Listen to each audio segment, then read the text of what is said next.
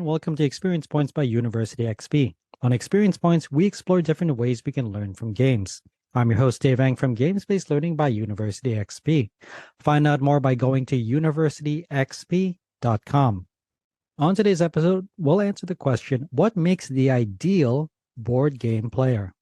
What makes the ideal board game player? Some say that it takes someone who fully understands the rules. Others would say that it's more about those who pay attention to the game rather than be subjected to distractions. Some feel that it's a tactical play and strategic thinking that makes the ideal tabletop player. There are many reasons why someone would want to play with and against the ideal player. This episode will go into depth into the characteristics, qualities, and attributes of what makes good board game players and how you can encourage compatible playstyles and overall positive group interaction. This topic has been broken up into two separate and distinct episodes. The last episode addressed and explored the different aspects of successful tabletop gameplay within groups. This included specific areas such as teaching and game hosting as part of a collective process, as well as formal game elements such as structure, rules, and feedback. This episode will focus on a study that was constructed and offered to the greater tabletop and board gaming community to garner their responses to the question, who is the ideal tabletop player? The study's main question was offered as a news article on universityxp.com on December 9th, 2022, asking the question, what makes the ideal tabletop player? The formal statement, be easy to play with and hard to play against, was offered as a succinct way to summarize and balance the needs of the group as well as individual players. In addition, the news article included a link to a survey asking participants to help answer the question by providing responses to 5 questions indicated on the survey. Those questions included, what is one thing that good tabletop players do? What is one thing that good tabletop players avoid doing? What is one thing that bad tabletop players do? What is one thing that bad tabletop players avoid doing? And additional comments. The study was publicized to tabletop and board game communities, soliciting responses. The communities asked included the following 31 groups. On Facebook, these groups included the Board Game Group, Board Game Design Lab Community, Tabletop Game Designers Guild, Games in College Classrooms, GameWork, Academic Game Industry and Production Studies, Game Designers, Games-Based Learning, Gamification, and Games in Education, Playful Learning Alliance, IGDA Learning and Education Games, IGDA Learning, Education, and Games, Game-Based Teaching and Learning Group, Games and Learning, Gamification and Education, Game-Based Learning and Education, Game School Co-op Community, New Jersey Board Game Design Group, Reacting Faculty Lounge, Reacting Game Design Lounge, Games and Learning Early Career Network, Educational Games, Play, Language, Avatars, Narrative, and Technology, Gamification, and the University XP Facebook page. On LinkedIn, these groups included the University XP LinkedIn page, Games for Learning and Organizational Development, Serious Games People, Indie Games Developer, Serious Games Group, Applied Games and Gamification, Gamification Open Group, Educational Board Games, and Games-Based Learning. The study was also posted to the Board Games subreddit on Reddit. However, the post was removed by moderators of that group, stating that, quote, this post is off topic to board games and has been removed. The subject matter may not fit the subreddit, only tangentially related to board games, or there exists a much better subreddit for this topic, end quote. Therefore, responses could not be ascertained from this community. The survey opened and began collecting responses on Friday, December 9th, 2022, and closed on Tuesday, December 20th, 2022. During that time, a total of 25 viable responses were received. Those responses were reviewed, sorted, and categorized according to different themes of participants' responses. Those major themes extracted from the data are reviewed in this episode. Participants provided survey responses that addressed 10 separate and distinct themes. Those themes included sportsmanship, player and group expectations, formal rules, communication, attention, distraction, player agency, physical space, cooperative hosting, and player strategy. Some of these themes represented similar conclusions indicated by the literature covered in the previous episode. While others diverge from it, the following sections include an in-depth analysis of these themes, including actual survey responses. The most popular theme indicated in the study was sportsmanship, which was identified in 15 responses. Specifically, this theme was divided into 3 sub-themes, which included temperament, decisions, and griefing. Study respondents indicated that good players don't lose their temper when the game doesn't go their way. Likewise, bad players take things personally when they don't succeed in the game. An overall connection between personal feelings and game performance was indicated in the ability to display good sportsmanship in this response. Specifically, good tabletop players, quote, respect the dignity of other players, unquote, as well as maintain a divide between what happens in the game and their personal interpretation of it. Likewise, good players do not lament or otherwise criticize their own or other players' decisions in the game. Thus, good players take responsibility of the errors from their actions and accept the outcomes of events that they have no control over, such as RNG through dice rolls or otherwise randomized events. Finally, sportsmanship was indicated as a matter of maintaining the magic circle of the game, as well as group norms and expectations through their play. This manifested itself through the avoidance of king-making activities to spite other players, as well as to maintain investment in the game despite their individual performance. The latter is of particular importance as investment into the game as an activity is important for both individual players as well as the entire experience of the game group. Therefore, underperforming because of their personal performance diminishes the overall play experience for others involved. Expectations represented the second most identified theme in the survey study, which was tagged in 14 responses and is divided into 3 sub-themes, including games-based investment, group-based investment, and group dynamics. The ideas and themes of sportsmanship carry over to this thematic category, as the games-based investment sub-theme indicated the connection and integrity of the social contract for the game as a necessary component for all players involved. Paradoxically, this means looking out for other players by also looking out for oneself and playing to the best of your ability, even though the game may have progressed to a point where some are no longer able to adequately compete against other players. This is influenced by the group-based investment sub-theme, as bad board game and tabletop players will attempt to subvert the intent of the game designer as well as the expectations of other players when playing the game. This can manifest itself in different ways, including making random or wrong moves just because, for instance, playing for the evil side during a social deduction game if they are actually on the good side. Finally, group dynamics were identified as the final sub-theme of game and player expectations, specifically how these expectations can be malleable and changeable throughout the course of play. This includes giving players adequate time to make decisions and take turns in games. Of course, the amount of appropriate time to give these players varies from group to group and from play session to play session. Likewise, group dynamics also addresses how interplayer relationships are mitigated when new players join the group for the first time and how they are welcomed and made to feel a part of a collaborative activity. One of the first of which is the dedication towards following and understanding the rules of the game. Rules represented the next most popular theme, tagged in 11 of the responses, and is subsequently divided into 3 sub-themes: listening, clarity, and consistency.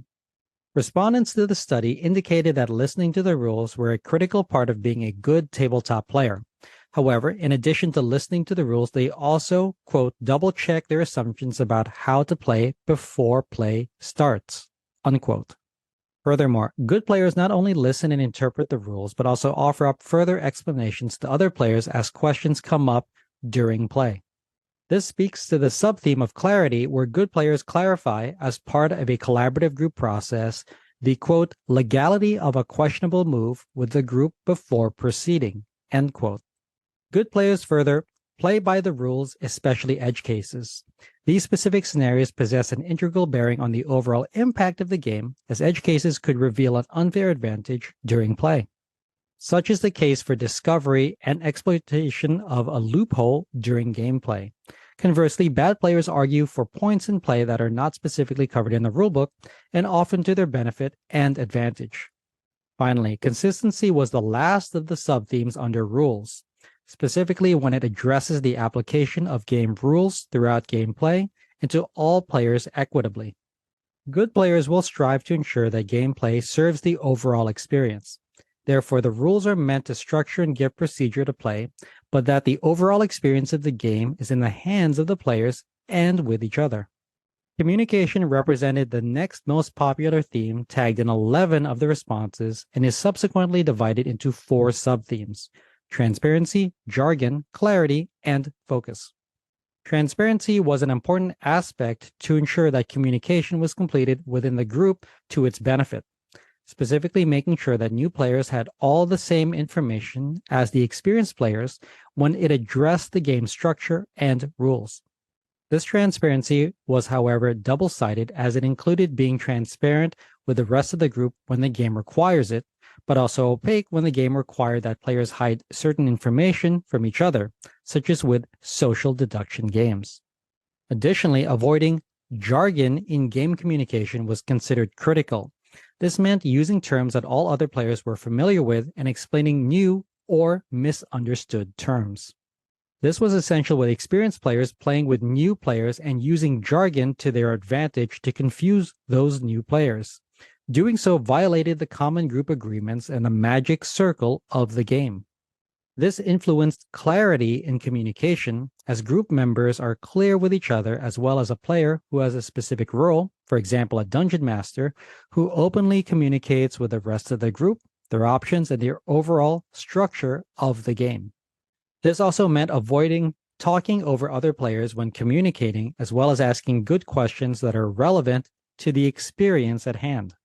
Finally, focus represented the last subtheme of communication, where game-related conversation and non-game-related conversation is balanced out in favor of a positive group experience. This means that while not explicitly banned at the table, talk about the game and its flow was paramount over idle chit-chat. Attention represented the next most popular theme, tagged in 10 of the responses, and is subsequently divided into 2 subthemes: focus and follow. Focus required that players pay attention to the game state, and most importantly, when it was their turn in turn-based games. This meant that the game experience could flow and continue to progress to the group's benefit. Good tabletop and board game players were identified as those who knew it was their turn without having to be reminded. In addition to this, following other players' activities, turns, and actions was also important for good players to observe, specifically when it is related to changes in the game and game state that would inevitably affect their next turn's actions. Ignoring this could create a social faux pas that negatively affects the group's dynamic by misplaying an action that has negative consequences, a misstep that could have been avoided by adequately following other players' activities.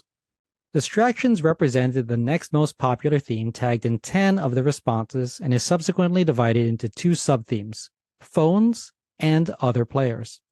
Phones represented a point of contention for tabletop players, specifically when checking phones meant a distraction from the game host who is leading the rules teach of the game. This doesn't mean that players can't check their phones, rather that they do so in a manner that doesn't adversely affect the group, as well as their ability to adequately learn and play the game. Lastly, other players represented a source of distraction from gameplay, specifically when behavior undertaken by individual players slowed down or negatively affected the actions of others. This manifested itself when good players let other players take their turns uninterrupted during play, with, quote, good players avoid distracting other players when it's their turn to keep the game rolling, unquote, and, quote, good players avoid side conversations and other distractions/distracting actions, unquote. This is also addressed the rules teach, as a good players avoided interrupting the host as they were teaching the rules of the game to the rest of the group. Agency represented the next most popular theme, tagged in 9 of the responses, and is subsequently divided into 2 subthemes: others' autonomy and singular autonomy. Autonomy is important for gameplay, particularly when it relates to player agency and how players take actions and make decisions in games. Therefore, good tabletop and board game players respect other players' autonomy by avoiding, quote, forcing their choices on other players, end quote. While it may depend on the specific group and the players around the table, this could also include respecting their desire to not take advantage of tactical and strategic insight. For example, good tabletop players avoid giving advice which is not asked for, as well as alpha gaming or discounting fellow players' choices. Conversely, this is also mirrored in respecting the singular authority of players. This is most frequently seen in cooperative games when open information in which one player can quote unquote take control of a game through a phenomenon known as alpha gaming. The alpha gamer in this scenario dominates the play experience and subsequently the actions and activities of all other players. Therefore, good tabletop players know how to avoid this. Furthermore, good tabletop players know how to respect and action their own autonomy by making the pivot to switching their strategy and tactics when the game situation demands it. Likewise, they also must respect and commit to their decisions no matter what the outcome is, in service of the game, the player experience, and the group as a whole. Physical space represented the next most popular theme tagged in 7 of the responses and is subsequently divided into 2 subthemes, eating and drinking and components. The physical environment is a common element for tabletop gaming, board gaming, and any venue or modality where there are physical components that are used or shared during play. Therefore, eating and drinking at the table is a common consideration for these players. Good players show common decency for the shared physical space of the game. Good tabletop players can respect the physical space while eating and drinking by either using a napkin during play or avoiding consuming food or beverages altogether. Furthermore, good tabletop players also assist and help the group at the beginning and or end of the play session by collecting and distributing components as part of the setup and takedown process. Likewise, they also honor and take care of components by not bending cards, by treating fragile and small components carefully, and by respecting the property of other players. Cooperative hosting represented the next most popular theme tagged in 7 of the responses and is subsequently divided into 2 subthemes, collaborating with the host and working with other players. Cooperative hosting consists of the hosting duties of the game as well as the norms, values, and needs of the group. Therefore, good players made sure that the host was recognized for their effort. Likewise, less experienced players could be supported in the theme of cooperative hosting by making sure that more experienced players help them throughout the teaching process as part of a group effort. In addition, bad players didn't consider the needs and feelings of other players when playing the game. This could be more important in scenarios where there are significant age differences between players, along with the subsequent emotional maturity of all players. This means that as part of cooperative hosting duties, good players ensure that all elements of the gameplay, including deciding to play the game, setup, teaching, playing, scoring, and takedown, is done in the service of the game group and the play experience, rather than making the experience solely for themselves.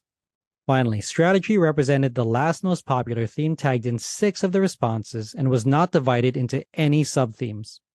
Study respondents here indicated that bad players attempt to subvert the cooperative hosting and teaching of tabletop games by explaining strategy during the rules explanation. Likewise, bad players also didn't watch, learn, and adapt from other players' actions and respond accordingly. As such, they were more prone to the negative consequences of such plays. Good players, meanwhile, focused and visualized other players' possible actions and how they would respond in turn. Such was a dedication and examination of Yomi in play that helped them develop a strategy as the game progressed. Lastly, bad players failed to see how different aspects of the game's mechanics influenced and affected one another. This examination and understanding of these game dynamics helped influence and determine what strategy they would adapt within the game moving forward. While learning how to be a good tabletop and board game player has obvious applications for casual gamers and players alike, there are still uses for this in the applied games and the game-based learning realms. The first is that gameplay as an interactive and social activity requires the participation of others in the group and a dedication towards the overall player's experience. From a design standpoint, this also means that serious games and games created for learning must intrinsically tie together the game's mechanics and learning activities to meet stated learning outcomes. Additionally, examining the tabletop game group as a collective whole highlighted the importance of determining and distributing responsibility in a way that collectively helps the process. This means that groups of players that can come to an agreement on what they want from the play experience and then working towards that experience are better for it. By extension, groups of learners can do the same for any type of collaborative project, games-based learning, or group work included.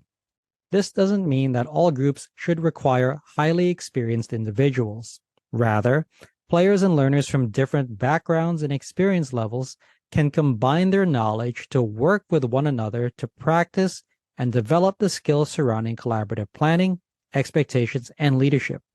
Such an outcome can be attained through the tabletop game group or from other applications of games for learning. Finally, cooperative group engagement for tabletop gameplay also manifests itself in positive game outcomes.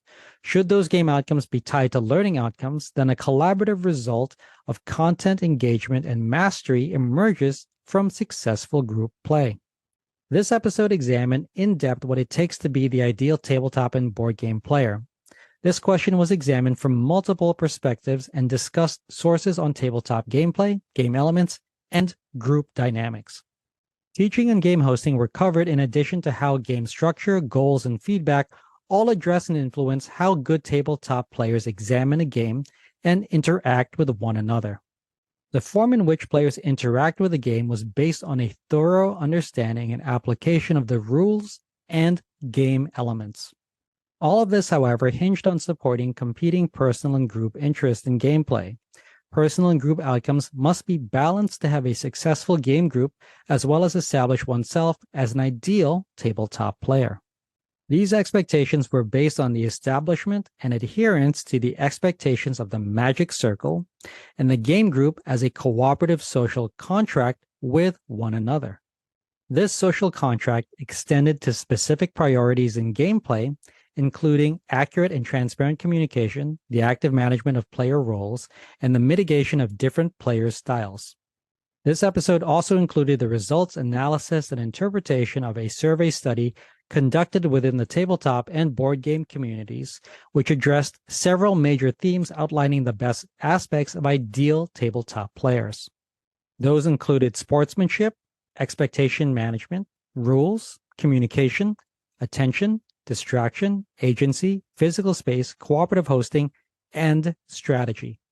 Finally, this episode closed on the applications of the results of this study and their use for applied games, serious games, and game-based learning for teaching, training, learning, and education. I hope you found this episode useful. If you'd like to learn more, then a great place to start is my free course on gamification. You can sign up for it at universityxp.com/gamification. You can also get a full transcript of this episode, including links to references in the description or show notes. Thanks for joining me. Again, I'm your host, Dave Ang from Game-Based Learning by University XP. On Experience Points, we explore different ways we can learn from games. If you like this episode, please consider commenting, sharing, and subscribing. Subscribing is absolutely free and ensures that you'll get the next episode of Experience Points delivered directly to you. I'd also love it if you took some time to rate the show. I live to lift others with learning, so if you found this episode useful, consider sharing it with someone who could also benefit. Also, make sure to visit University XP online at universityxp.com. University XP is also on Twitter at university_XP and on Facebook and LinkedIn as University XP. Also, feel free to email me anytime. My email address is dave@universityxp.com. Game on.